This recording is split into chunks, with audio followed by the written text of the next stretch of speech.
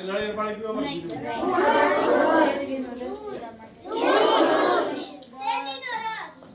વાહ. હવે બીજું કાંઈ? સોડા. ચાલો, તમે કેટલું વિચારો છો? કેટલું શું પી શકાય? શું પી શકાય? પણ સીધો સિદ્ધાંત જો તમને સમજાવું તો અમે બહાર નીકળીને ગેટની બહાર એ પહેલા તમે ભૂલી જવાના. તો એટલા માટે આપણે આનો ઉપયોગ કરીએ છીએ કે વિજ્ઞાનના સિદ્ધાંત સુધી તમને પહોંચાડવા માટે આપણે કાપ્યું છે, બરોબર, અને એક આમ કાપ્યું છે. આવે જીભી જેવો ભાગ કાપી નાખ્યો છે ને તમને.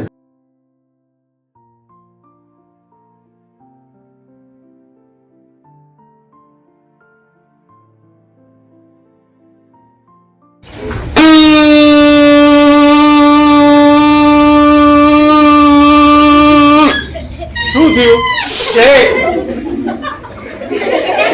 ચાલો, શું થયું મને કયો? છે શું કામ? ત્યાં વિજ્ઞાનનો સિદ્ધાંત છે. વાગે છે શું કામ? જો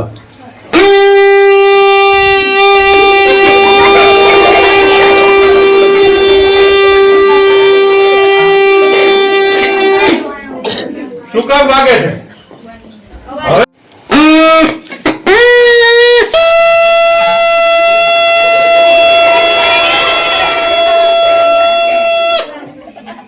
હવે ગુજરાતીમાં એને કંપન કહીએ છીએ.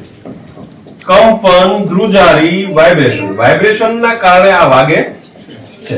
હવે કેટલું વાઇબ્રેશન આપણે સાંભળી શકીએ છીએ? આપણે જે વાત કરીએ છીએ સ્વસ્થ વ્યક્તિની વાત કરીએ છીએ તો વાઇબ્રેશનને કારણે આપણે સાંભળીએ છીએ. ધ્રુજારીને કારણે, કંપનને કારણે આપણે સાંભળીએ છીએ.